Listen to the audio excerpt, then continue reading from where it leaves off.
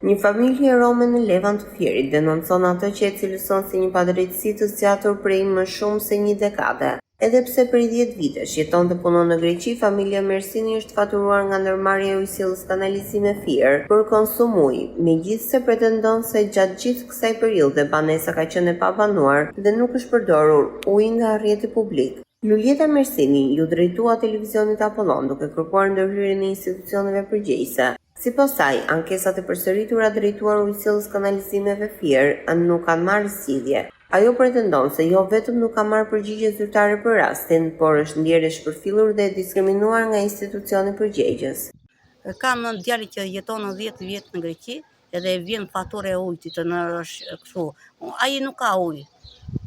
Pse ti paguaj ato faturat e ujit? U ankova dhe më thanë që paguaj për pambeturat që nuk ka ujë, edhe ti paguaj. Pse ti paguaj kur s'pati ujë tërkohën?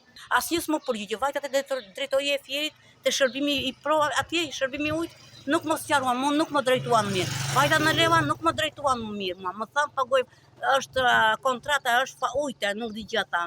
Duhet paguaj që ta ndërpres fare thotë. Për ujtin tani edhe kryetari i fshatit nuk ankoj. I madhi nuk tha paguaj atë. Edhe ky i lagjes ton i Rome nuk e çan kokën, ç'a do bëjmë? Ku do plasemi? Te kush do të drejtohem una? Ç'a i mirni votat? Ha? Për çdo gjë, do vota, mblidhemi si fis ne edhe burrat tek votat e juaja. Po kjo vot tani shërbimet e mia ku ti marrun? Me një invalid që kam në shtëpi, kam gjithë ato fëmijë. Përveç problemit me faturimin, Mersini ngre shqetësime dhe për mungesën e mbështetjes nga institucionet vendore. Sipas saj, përfaqësuesit e pushtetit lokal kujtohen për komunitetin rom vetëm në periudhat zgjedhore, ndërsa më pas problemet sociale dhe ekonomike të banorëve mbeten pa zgjidhje.